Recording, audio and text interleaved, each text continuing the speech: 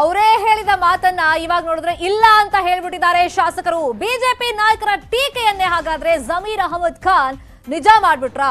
ಮೊನ್ನೆ ಹೇಳಿದ್ದೊಂದು, ಇವತ್ತು ಹೇಳ್ತಾ ಇರೋದೇ ಮತ್ತೊಂದು. ಬಿಜೆಪಿ ನಾಯಕರು ಇದನ್ನ ಹೇಳಿದ್ರು, ಯಾಕಂದ್ರೆ ಯಡಿಯೂರಪ್ಪ ಸಿಎಂ ಆದ್ರೆ ಅವ್ರ ಮನೆ ವಾಚ್ಮ್ಯಾನ್ ಆಗ್ತೀನಿ ಅಂತ ಹೇಳಿದ್ರು. ಅದನ್ನ ಮಾಡಿದಾರೇನ್ರಿ ಅವರು ಅಂತ ಕೇಳಿದ್ರು. ಆಸ್ತಿ ಮುಟ್ಟುಗೋಲು ಹಾಕೊಳ್ತೀವಿ ಅಕಸ್ಮಾತ್ ಅದು ಅಕ್ರಮವಾಗಿದ್ರೆ, ಯಾಕಂದ್ರೆ ಇವ್ರು ಮೊನ್ನೆ ಹೇಳಿದ್ರು ಡ್ರಗ್ಸ್ ಕೇಸಲ್ಲಿ ನಾನೇನಾದ್ರು ಸಿಕ್ಕಾಕೊಂಡ್ಬಿದ್ರೆ ನಾನು ಆರೋಪಿ ಸ್ಥಾನದಲ್ಲಿ ನಿಂತ್ರೆ ಸರ್ಕಾರಕ್ಕೆ ನನ್ನ ಆಸ್ತಿ ಬರ್ಕೊಡ್ತೀನಿ ಅಂತ ಹೇಳಿದ್ರು. ಆ ವಿಚಾರವಾಗಿನೂ ಬಿಜೆಪಿ ನಾಯಕರು ಮೊನ್ನೆ ಹೇಳಿದ್ರು ಅವ್ರೇನು ಬರ್ಕೊಡೋದು, ಅದು ಒಂದ್ ವೇಳೆ ಅಕ್ರಮ ಆಗಿದ್ರೆ ಸರ್ಕಾರನೇ ಜಪ್ತಿ ಮಾಡ್ಕೊಳ್ಳುತ್ತೆ ಅಂತ. ಈ ಹಿಂದೆ ಜಮೀರ್ ಅಹಮದ್ ಖಾನ್ ಏನೆಲ್ಲ ಹೇಳಿದ್ದಾರೆ ಅದು ಒಂದಕ್ಕೂ ಕೂಡ ಅವರು ಮಾತಿನ ಪ್ರಕಾರ ನಡ್ಕೊಂಡಿಲ್ಲ.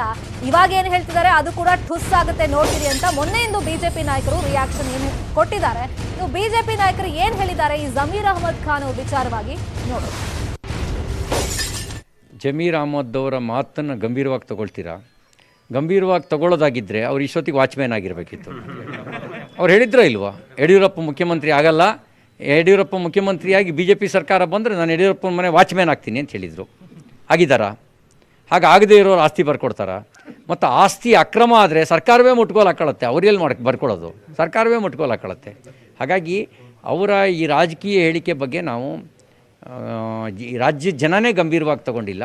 ನಿಜವಾಗ್ಲೂ ಅವರು ಮಾತಿಗೆ ತಕ್ಕಂತೆ ನಡೆಯೋರಾದರೆ ಮೊದಲು ಏನಾಗಬೇಕು? ಅವರು ಆಗಿದ್ದಾರೆ, ಅವರು ಮೊದಲು ಅದಾಗಲಿ. ಒಂಥರ ಚಿಲ್ಲರೆ ಗಿರಾಕಿ, ಗುಜರಿ ಗಿರಾಕಿ, ಅನೈತಿಕ ಚಟುವಟಿಕೆಗಳಿಂದಲೇ ಜಮೀರ್ ಅಹಮದ್ ಉನ್ನತ ಮಟ್ಟಕ್ಕೆ ಬೆಳೆದವನು. ಆರ್ಥಿಕವಾಗಿ ರಾಜಕೀಯವಾಗಿ ಸದೃಢಾಗಿದೆ ಅವನ ಅನೈತಿಕ ಚಟುವಟಿಕೆಗಳು. ಇದಕ್ಕೆಲ್ಲ ಕಾರಣ ಜಮೀರ್ ಅಹಮದ್ ನಡವಳಿಕೆಗಳು. ಬಹುಶಃ ಆತ ಅನೇಕ ಬಾರಿ ದುಬಾಯಿ, ಶ್ರೀಲಂಕಾ, ಬೇರೆ ಬೇರೆ ದೇಶಗಳಿಗೆ ಕ್ಯಾಸಿನೋದಲ್ಲಿ ಭಾಗವಹಿಸಿದರೆ ಬಹುಶಃ ತನಿಖೆಯಿಂದ ಹೊರಗಡೆ ಸತ್ಯಾಂಶ ಬರುತ್ತೆ.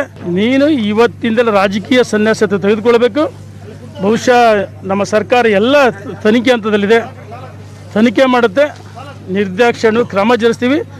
ನಿನ್ನ ಆಸ್ತಿ ಯಾವುದು ಸ್ವತಂತ್ರವಾಗಿ ದುಡಿಮೆಯಿಂದ ಬಂದಂಥ ಆಸ್ತಿ ಅಲ್ಲ. ಫಸ್ಟು ಎರಡು ಕೆಲಸ ಮಾಡಲಿ.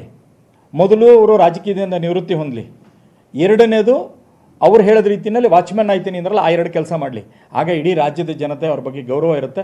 ಆಗ ಮೂರನೇದಕ್ಕೆ ವ್ಯಾಲ್ಯೂ ಇರುತ್ತೆ ಅಂತ ನಾನು ಅನ್ಕೋತೀನಿ. ಜಮೀರ್ ಇವತ್ತು ಮಾತಾಡ್ತಾ